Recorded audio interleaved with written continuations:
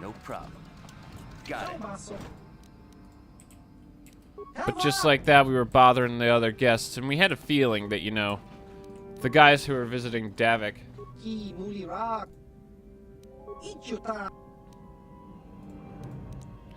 probably played it a little too hard with the Rhodian guest there, but he wasn't really interested in fighting, but he also didn't want to answer any questions. But when we tried to question him, he decided to throw up a fight. No problem. We actually found, apparently, what was Calo Nord's room at the estate. No problem. Got it. Yeah, apparently he's a fan of Pazaak. I can respect that. No problem. But he doesn't really need the cards anymore. Found a data pad that indicated that he had been hunting before he met Davik. Before Davik asked him to join on. Actually stumbled across a droid guard. No problem. Got it. Hey, baby. You should. And just like that, we found another guest who was actually taking advantage of Davik's slave services. And if there's one thing I can't abide, it's people who like slaves.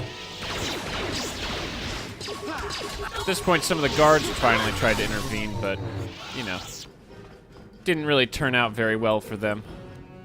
I mean, after all, I had just finished defeating Bendak's Star Killer. I didn't really want to even bother the slaves. If there was no evidence I'd ever entered the slave quarters, and there was no reason for Davik to punish them. That was my hope, at least, at the time. But as soon as we stepped out of the guest quarter, we found a bunch of guard chambers, where they must have been keeping an eye on the guests. Luckily, a bunch of them were just droids. Didn't have too much trouble dealing with them. Stumbled across a mine, but thankfully at the time, Canderous was at least decent enough to take a crack at it with his skills. Unfortunately, though, he wasn't skilled enough to actually take the mine, but Davik probably invested in the best, so it was worth it to just turn it off so we could steal some supplies from him. Found some incredibly useful parts and spikes. Had a feeling that there wouldn't be a lot of dumb, useless droids hanging around Davik's estate. But accessing the computer might be worth it, and we found that he'd actually set up gas emitters in various rooms, and unfortunately for many of the men working for Davik, he had actually equipped them in the guard rooms too. So we decided to teach Davik a little bit of a lesson and, you know, turn it against him.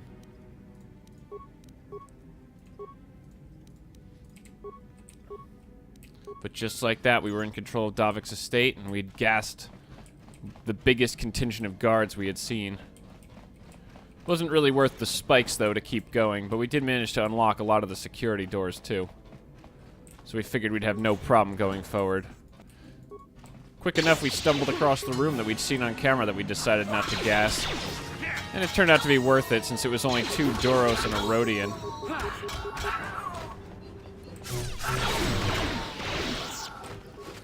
There was another security terminal there, but thankfully we had no need of it at the time. But we knew we'd be back, because then we found ourselves outside the hangar. But I knew there had to be a way, instead of slicing through Davik's incredible security. There had to be another way to get in. Quickly found ourselves in the spice room, where they must have unloaded all the spice, you know, when the trade was flowing. A couple Rhodian guards, though, weren't enough to stop us. Stole some of the first aid supplies that they probably wished they could have used. But since spice didn't interest us and we really had no way to get it out of there anyway, we headed out. But we actually stumbled across a Trandoshan guard. He was shockingly tough.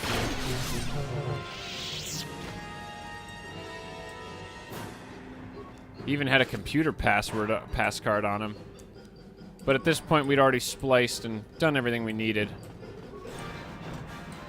Found another random empty guest room. Must have been the barracks that we'd gassed, but there was no sign of anybody.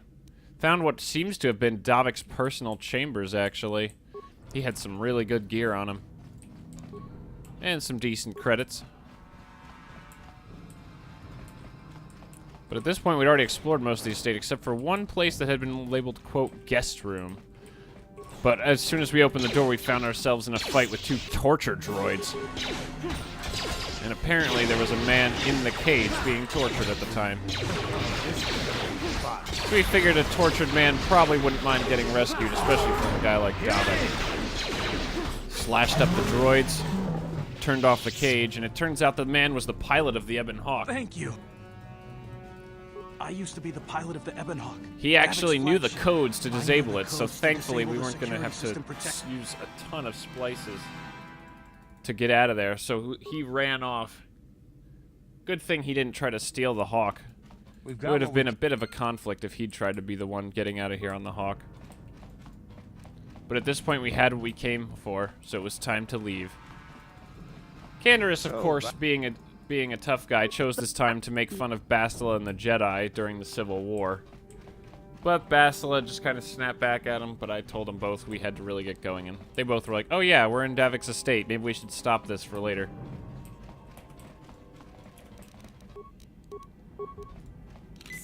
But throwing on a couple medbacks, I figured we might find someone,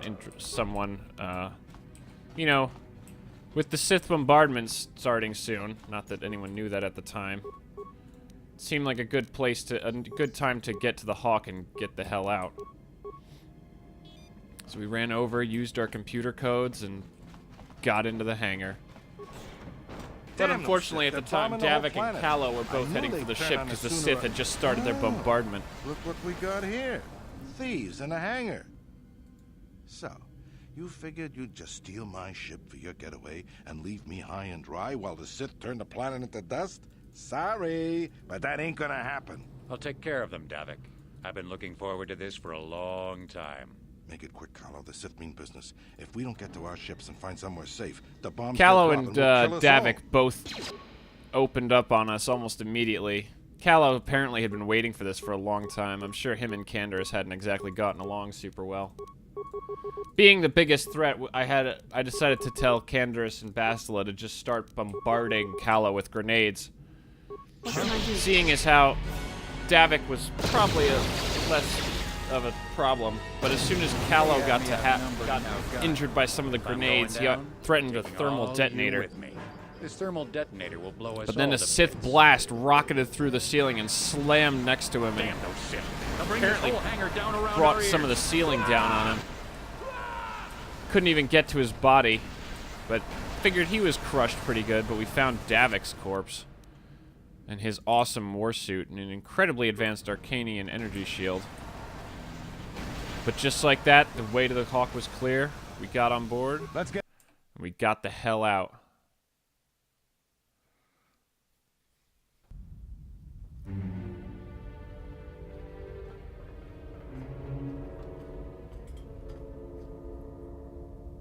Taris is defenseless against our assault, Lord Malak. They are offering no resistance. The city is in ruins. Resume the bombardment, Commander. Wipe this pathetic planet from the face of the galaxy. There was actually a temporary pause in the assault by the Sith. Bastila said, as soon as we got off planet, Bastila told us we should head to Dantooine to meet up with the Jedi Conclave there. Quickly, to the gun turrets. You have to hold the Sith fighters off until we get. But then apparently the Sith didn't really care that we had our access codes. So a bunch of fighters were sent out to deal with us. I hopped in the turret and started picking them off as fast as I could. Thankfully, the Hawk had pretty good shielding and was able to deal with the few shots they got off. But before long, I had all the fighters dead. And we were off to Dantooine.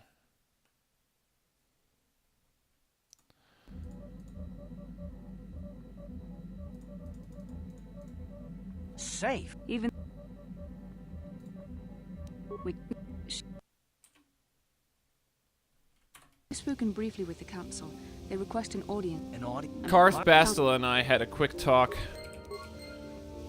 on the way, but then after that it was just waiting to get to Dantooine, and before long we found ourselves on Dantooine. Bastila started almost immediately, said that the Jedi Council wanted to meet with me, probably to thank me for what happened with Bastila, but her and Karth ran off, leaving me behind, so I decided to explore a little bit. Ran into 2 Twi'leks who ran some shops right near the landing pad. They were selling some pretty incredible droid components, but I certainly didn't have the money for that at the time. Well, you know. I had the money, but I didn't really want them. Found another one of the Twi'leks seemed to have a massive problem with the Zerka Corporation, but I didn't know there was any Zerka presence on a planet as small as this. But he did sell Pazaak cards, which I made sure to pick up his plus minuses. Figured on a small-time planet like Dantooine, there was a decent chance of me finding a game.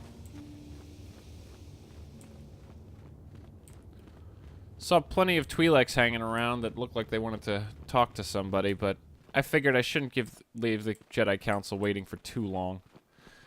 But then I came across Belaya. You there, Padawan. Why are you not wearing the customary robes of the Jedi? And man, oh man, does it not make a great impression to get yelled at the first time you land on a planet. Boss, but if they... Please, Of course, Belaya, you know, being the kind-hearted, decent Jedi that she was, immediately snapped at me about not wearing my Jedi robes. Guess I should be honored that she seemed to sense the Force pretty quickly in me, but on the other hand, get off me! I just got here. Why do you always assume the worst in people?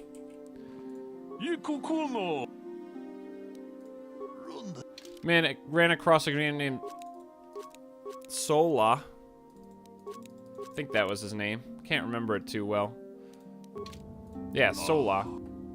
But he was interested in a game of Pazaak, and I figured, what better way to end this part of the story than with a nice game of Pazaak. At this point, I'd acquire tons of cards, so I decided to start messing around with my plus-minus cards.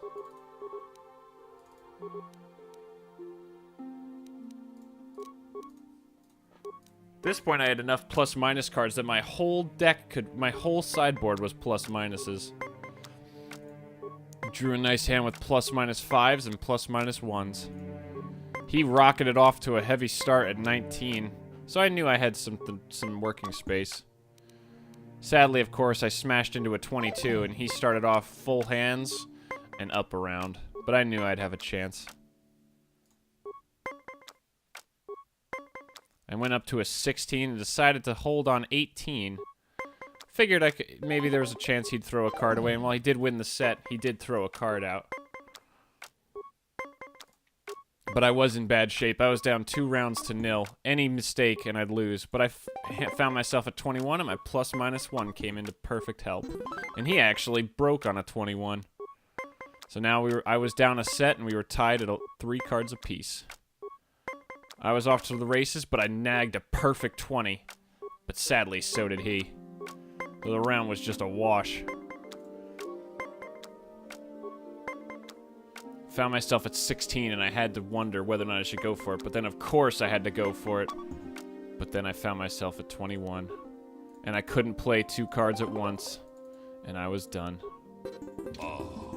I was defeated, but I knew I'd have to beat him. I had to prove that I was Mr. Pazaak and that I could defeat anybody. Got a slightly more interesting hand off the top. Got a perfect 20 first round, and I knew this time luck was on my side. He had the +5 to get himself up to 20 as well, but now we were tied and I was up a card. No massive hole for me this time. He got right up to 17 and +3'd it right up to 20. I was at 17, but I only had a ±2, 4, and 5, so I just went for it. Found myself with a 1, 18, boom, +2. We're safe. Up a card, tied at no wins each. I knew I was in better shape this time. Found myself at 18, decided to stand. Why risk it? Maybe he'd throw a card away, and he did. He got up to 20, but he was down to 1 card. And he had the first round, but he only had 1 win and 1 card left. Figured 18 was safe enough. Why throw my cards away? He was the one who had to play to beat me. He was the one who had to go for it, and he found himself at 22. Without even throwing a card away, I found myself tied 1 set to 1, 3 cards to 1. Hit a 16, +4, boom. Straight back to 20. and he found himself at 25. He actually had his last card with -5, but now I had 2 cards to his 0, and we were at 1 win apiece. I was sitting on 2 plus -5s, not exactly the greatest hand in the world. I decided to let him have another round, unfortunately. Going to 22 when I had +/-5 and he stood on 18 made things a little difficult for me. But then I found myself at a perfect 20 by luck. And sadly for him, he got to 21. So it was 2-2 and no cards in his hand, and I still had my 2. And he actually went off to the races faster, but then I jumped ahead. He held on 17, and then I got a 19. Free win. I decided to save it for later. I knew he'd be around. Wanted to keep investigating what I could of the Enclave before I met with the Jedi Council.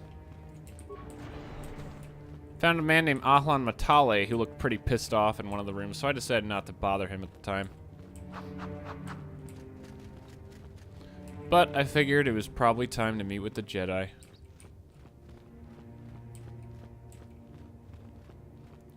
And man, what a council it was. Ah, so you are the one who rescued Bastila. Found It is Master appropriate Czar. You are here. We have been discussing your rather special case. I am Jar. Apparently they had a been member talking of the about Jedi. me with Me Bastila. are Master Vrook, Master Vrook, Master Vandar, and Master of course, the Dorak are the ones who chronicler of greeted our me, along academy, with Master Master Czar. Dorak. Padawan Bastila, I am sure you are already Didn't familiar realize at the with. time, but apparently Bastila was still a Padawan. Master... But basically what happened in that whole meeting was the Jedi asked if I wanted to train to be a Jedi. Apparently I was old and not likely to be trained or even successfully go through the training, but I decided to try. This morning's getting stranger by the minute. First, back.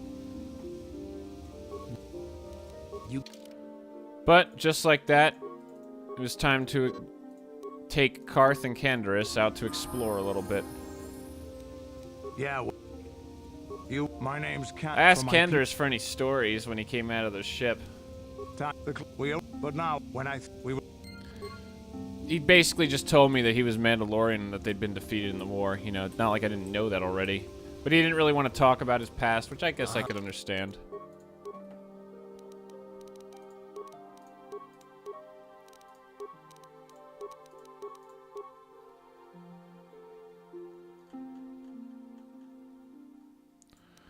Wasn't really sure what I should give Karth in terms of, you know, advantages, but I just decided to, you know, keep it simple. Give him some better give him some conditioning. Figured conditioning's never a bad thing, especially when, you know, we were apparently entering the world of force powers. But since I didn't have much else to do, I just decided to head off and start my training. Little did I know, it'd turn into a few weeks of being on Dantooine going through the force training. The force training. I like the sound of that. Belaya was always there, kind of avoiding me, since I think she felt bad after snapping at me so hard when I first got in here. But she changed her tune later back to being pissed off when I didn't really start wearing a robe for a long time.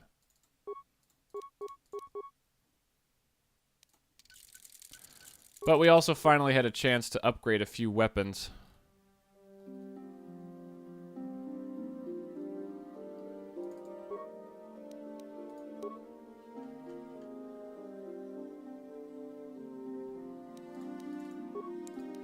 Didn't even realize I'd somehow found 2 of Bendak's blaster.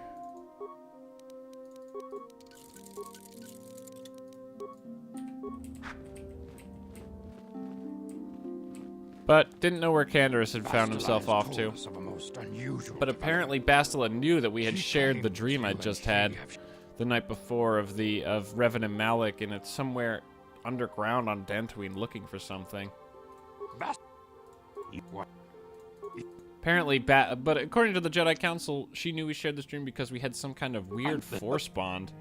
I'd never heard of such a thing, but it was probably one of those things that Jedi just didn't want to talk about. But The path you have chosen to The walk Jedi is chose this difficult. time to start our training before Intensive training will before prepare you start my physically training for the demands before of I the was Order. allowed to go searching Meditation Dantooine for will this teach thing. you to channel the power of the Force. But after a few To weeks of truly intense understand the training, way of the Jedi, you know, lots of you must reading, open your mind to lots knowledge. of trying to meditate, Seek float, wisdom in the levitate teachings things of with the my great mind, masters of our sword order. training with Bastila, A Jedi is never talking alone. with Bastila about being a Others Jedi. in the Order will always stand by you. You and Bastila share a special bond. Do not be afraid to turn to her when you need help in your training. The whole The way time, of the Belaya Jedi was just is hanging difficult. around. It But requires before too great long, I was discipline. already starting to teach Bastila a thing or two. Yet even though you are a mere apprentice, your potential is unlimited, and your progress amazing. In all my years, I have never seen one who has mastered the initial training so quickly. And just like that, I had a connection to You've the done Force. in weeks what many cannot do in years. It was amazing, really, to go through the training. Kind of felt like I'd always known. Soon your apprenticeship Some of the will things felt so natural. It was amazing. end. In the Master Zar finally told me a few weeks later that I was gonna have to pass some tests. Apparently, the first test was to know the Jedi code. Soon you're up in the traditions and the first. You must now prove you have There is no emotion, there is peace. There is no ignorance, there is knowledge. There is no passion, there is justice. That is not. Just kidding, that's not how it goes. Greeting. Fine. You want me to really tell you the actual Jedi code? Let's go. There is no emotion, there is peace. There is no ignorance, there is knowledge. There is no passion, there is serenity. There is no chaos, there is harmony. There is no death, there is the Force. But first, the lights, the blade, and now.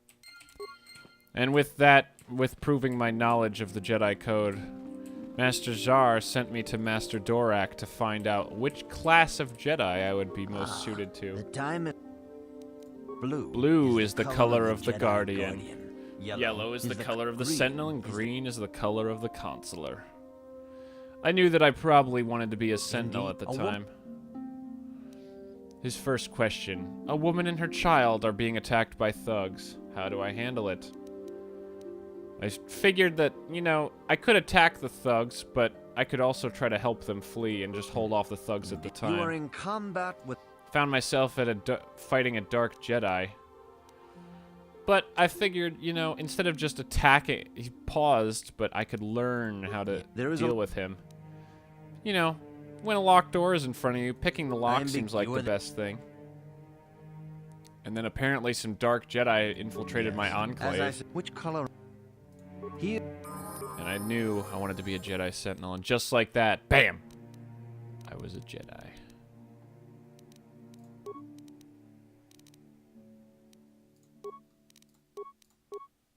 I felt different, and I felt like I was advancing my skills in strange new ways.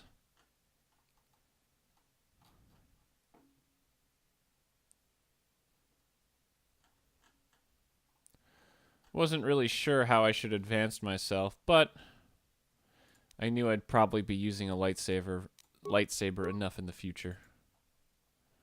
Most importantly, though, I had learned the ability to heal my own wounds with the Force.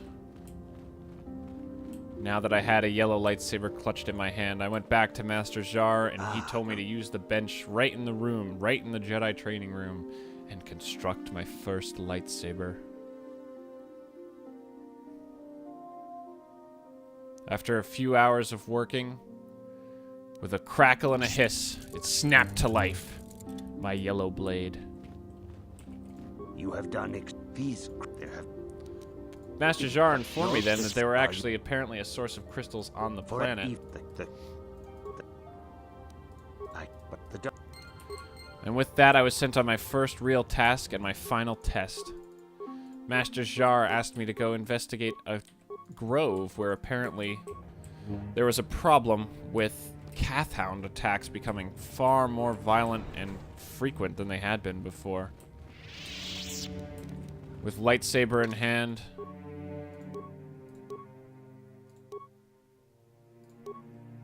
and my prototype vibroblade in my other. We were off. Decided then that it might be fun to give Callow Davik's old war suit. I figured he'd appreciate the irony. And then Callow gave his light armor over to Karth. But just like that, we were let loose on Dantooine. Hadn't even left the Enclave, I realized, until then. I had so much to do, but it must have been kind of miserable for everybody else on the ship. But now we were all allowed to come and go as we pleased. Felt a little silly carrying a sword in one hand and a lightsaber in the other. Greeting. Ran across a man named Gar, who apparently was there to see the Jedi Council. Then we got accosted by a man named John.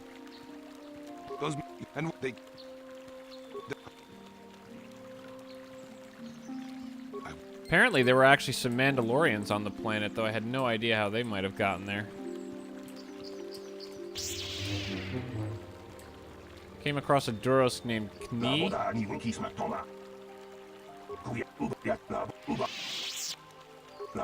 He said he was just on planet because the Jedi had been willing to give him shelter. There was a door down to apparently the lower levels of the Enclave, but I was never allowed down there, if you can believe that. By the time I might have had the ability to go down there, well... Greetings, but that's it for another part of the story. Came across a woman named Elise. My droid. Who said that her droid had gone missing, funny enough. I promised to go look for it on the plains of Dantooine, but then I came across a funny man named Adum Larp.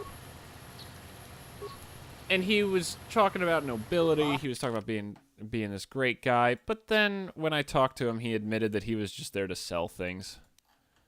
But in reality, he was selling just a few pieces of armor and some incredibly beautiful crystals. He was even selling, apparently, Cassus Fett's own battle armor. Now, I don't know how much I believe him, but, you know, it was 15,000 credits. I wasn't exactly going to buy it anytime soon. But maybe someday.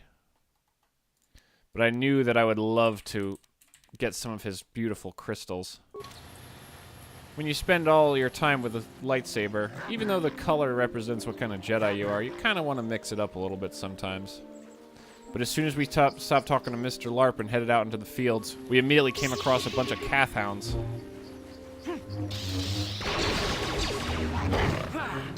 Seeing them up close, I could understand why they were a threat. They were pretty vicious and quite large. But luckily I had Karth and Canderous with me at the time, and a few blaster bolts from each of them and my lightsaber and sword were enough to put them down.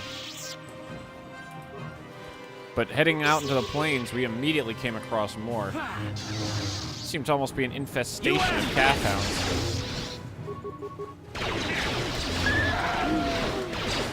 Luckily, though, I still had my firepower back up from my two boys. And once I got the hang of things, my sword and lightsaber were a great combo for slashing up some calf hounds. But I won't deny that Karth and Candace are probably doing a little more with their, you know, ranged weapons. Calf hounds are tough beasties, but, you know, they're not really good at standing up against a blaster bolt.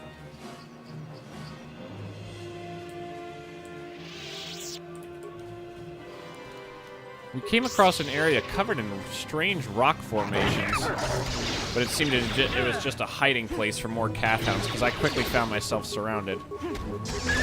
Canderous seemed to be dawdling off somewhere, so Karth was the only one providing any supporting fire. But then I finally heard the crack of his repeating blaster. One of the calf hounds actually seemed to try to run away. Karth and Canderous took off after it while I dealt with one of the horned calf hounds.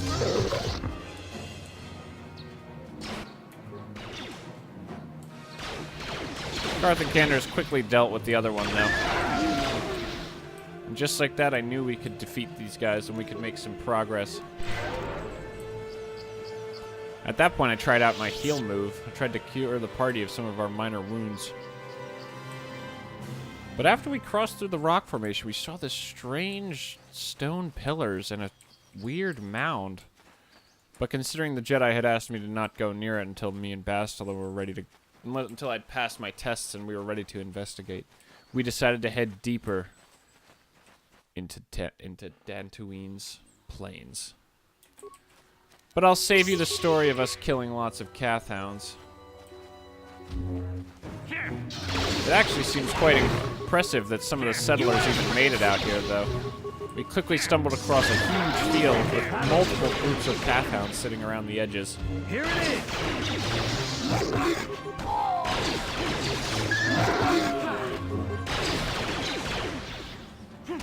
Amazingly enough, none of them really reacted to the heavy blaster fire that Karth and Canderous were unleashing. But with so many Cathhounds around, it was inevitable. You asked for this!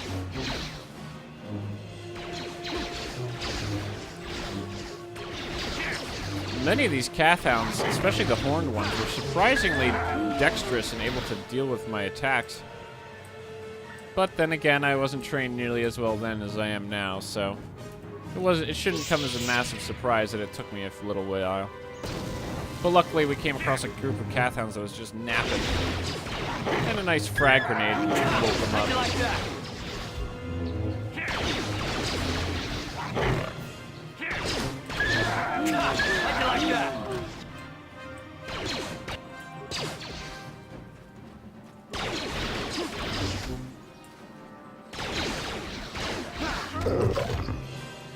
But after much struggle, Karth, Canderous, and I actually managed to clear the field we found ourselves in. There truly was a shocking amount of Cathhounds, though. Now, although I was training to be a Jedi, I wasn't exactly above throwing a grenade or two. While I was damaging the land a little bit, this wasn't farming territory or anything like that, so I figured it wouldn't hurt anybody. And if it helped us get rid of the Cathhounds, it was a good thing. But just like that, we found the field cleared. But we saw the blinking signs of a structure nearby, so we decided to head over. You fought it. I try not to think. Canderous and Karth, of course, decided to stop now and finally yell at each other about the Mandalorian Wars, but I tried to put a stop to that pretty quick. Karth wasn't really interested in talking about it, and all Canderous wanted to do was brag about how great they were and how they would have won until Revan showed up. But why don't we stop our story here? Because next time, we'll see what happens when we go try to talk to the Matale family. And there's a few other misadventures to have around Dantooine's outer fields. But until next time, thank you for listening to my story. I'm Mr. Pazaak, and I'll be back later.